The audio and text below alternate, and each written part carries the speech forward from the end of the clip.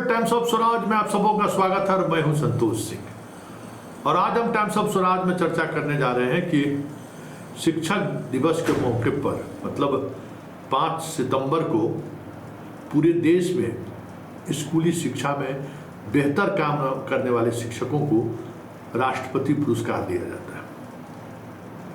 और वो 5 सितंबर राधाकृष्णन जी का जन्मदिन है।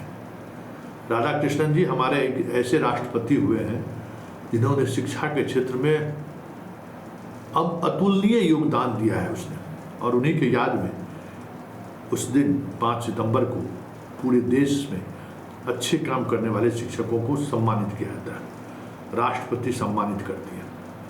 लेकिन इस बार शिक्षा विभाग का जो हाल है और जिस तरीके से आपाधापी वाली स्थिति है, बिहार इस पुरस्कार से वंचित रह जाए तो कोई बड़ी बात नहीं होगी, क्योंकि अधिकांश जिलों ने अपने जिले स्तर पर जो राष्ट्रपति पुरस्कार के योग्य शिक्षकों को चुनना था उसकी बैठक का कल आखिरी दिन है।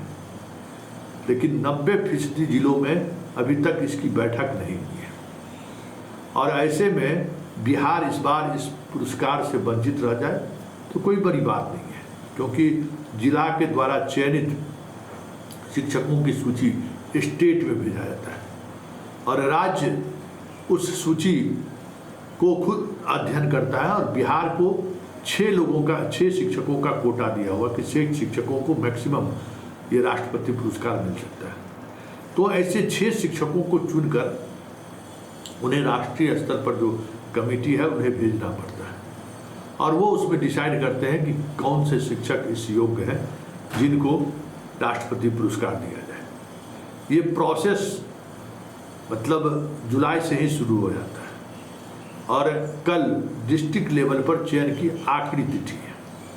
और आखिरी तिथि मतलब कल तक सभी शिक्षकों की सूची, ऐसी सूची शिक्षकों की जो राष्ट्रपति पुरस्कार के योग्य हैं, उनके कामकाज की गणना होती है कि किस तरीके से उन्होंने स्कूल के डेवलपमेंट के लिए काम किया है, एजुकेशन के सुधार के लिए काम किया है, क्या अतुलनीय उनका योगदान रहा है शिक्षा के क्षेत्र में। ये सारे चीज़ें ऑनलाइन अप्लाई भी किया जाता है, उसका अध्ययन भी किया जाता है, और जिला के जिला शिक्षा पदाधिकारी स्वाभाविक तौर पर उनको समझते भी हैं, जानते भी हैं कि कौन सा शिक्षक मेरा किस तरीके से काम कर रहा है। लेकिन जो स्थिति है, जिस तरीके से पूरा विभाग हमें अफरा तफरी मचा हुआ है, जांच पर जांच चल रहा है, हालात ये है कि एक अधिकारी पर 17-18 तरह का जांच चल रहा है, या फिर 17-18 तरह का वो जांच कर रहा है।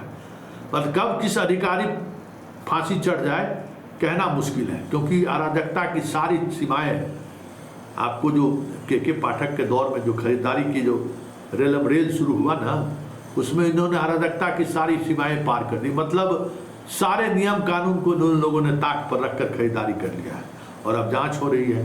तो जांच में अपनी कुर्सी बचाएं, अपनी नौकरी बचाएं कि राष्ट्रपति पुरस्कार को लेकर जो सर्च कमेटी है उसकी बैठक बुलाएं। लेकिन इस वजह से बिहार के शिक्षक राष्ट्रपति पुरस्कार से वंचित रह जाए तो इसके लिए तो जिम्मेवार भी तो शिक्षा विभाग के अधिकारी ही माने जाएंगे। देखिए, कल आखिरी दिन है, उम्मीद है कि खबर चलने के बाद शायद इन शिक्षा अधिकारियों की आत्मा जगाने के लिए ही तो हम लोग खबर चलाते हैं ना, शायद जाग जाए। और कल काफ़ी वक्त भी है, पूरे दिन में वो इस बात की सूची तैयार कर लें और स्टेट को भेज दो। स्टेट को भी तो समय चाहिए सेंट्रल को भेजने के लिए, राष्ट्रपति भवन भेजने के लिए, तब तो 5 सितंबर को से पहले ही घोषणा हो जाती है ना।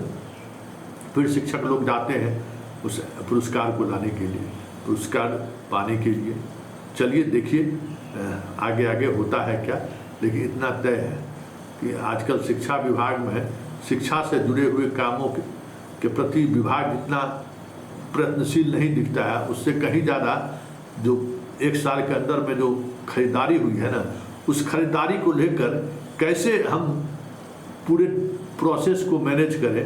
अधिकांश तो आज रविवार है और आज भी अधिकांश शिक्षा विभाग का दफ्तर खुला हुआ है, उसी जांच की से कैसे बचा जाए इसके जुगाड़ में सब विभाग का शिक्षा विभाग का सब जितना डिपार्टमेंट है सब डिपार्टमेंट लगा हुआ है। देखिए क्या होता है आगे आगे, लेकिन इतना तय है कि इस तरीके के काम की वजह से जो मूल काम है ना, पढ़ना पढ़ाना, शिक्षकों का मनोबल बढ़ाना, वही काम पीछे छूटता हुआ दिख रहा है।